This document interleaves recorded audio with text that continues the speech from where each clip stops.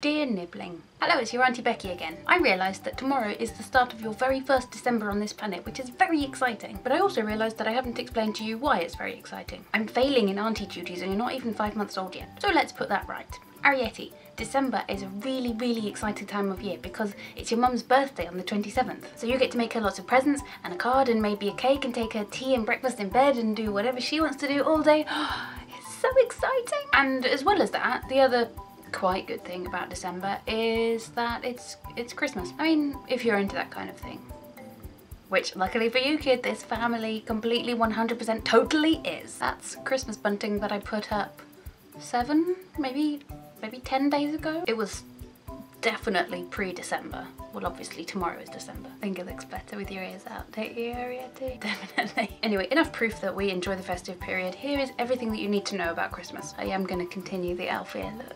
I'm sorry, but if you don't know that I'm an embarrassing auntie already, then you haven't been paying attention. Christmas is celebrated on the 25th of December every year, but the build-up seems to start in September or October. By the time you're 10, it's probably going to be June or July. And by the time you're my age, it could be January. The world is just going to be in a constant state of preparing for Christmas. For Christians, Christmas is a time to celebrate the birth of Jesus. If you want to see a comprehensive documentary about the birth of Jesus, please click here.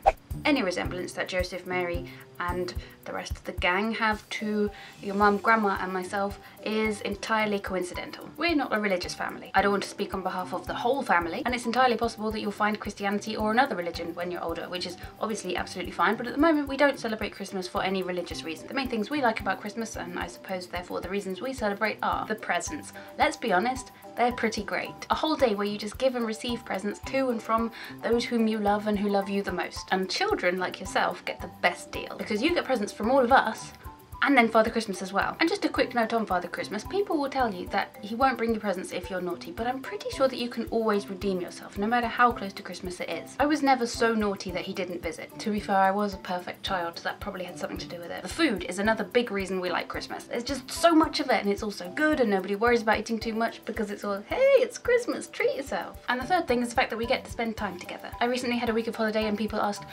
what did you do? What did you get up to on your holiday? I spent time with family. Oh nice, what else? That was it. I don't know what it's like to be in any other family, but I get the impression that it's somewhat unusual how much we like spending time with each other. One year recently, we cried when Christmas was over and your parents were leaving. Actual tears, because we just had such a nice few days together. I did mention in a previous video that we're an emotional bunch, didn't I? Christmas adverts. Nowadays, everyone makes a huge effort when it comes to their Christmas advert. Unless I'm misremembering, this wasn't the case when your mum and I were growing up. Sure, Christmas adverts existed, but they weren't the big budget thing they are nowadays, and I only really remember a handful of them, which is why your mum, dad and myself and anyone from our generation gets very excited when they see one particular Christmas advert that's still around from our childhood, the Coke advert. Although I said that Christmas starts in September or October, it really only truly actually starts when you see the Coke advert for the first time. I really hope we've instilled in you the excitement of seeing that boy ring the church bell as the convoy of red lorries rolls into town. Holidays are coming, holidays are coming. I watched the advert again before I started filming and genuinely got goosebumps. Kind of scary the effect that advert still has on me after 20 odd years. The last thing I want to mention in this very brief Christmas roundup is Christmas songs. They fall into one of two categories: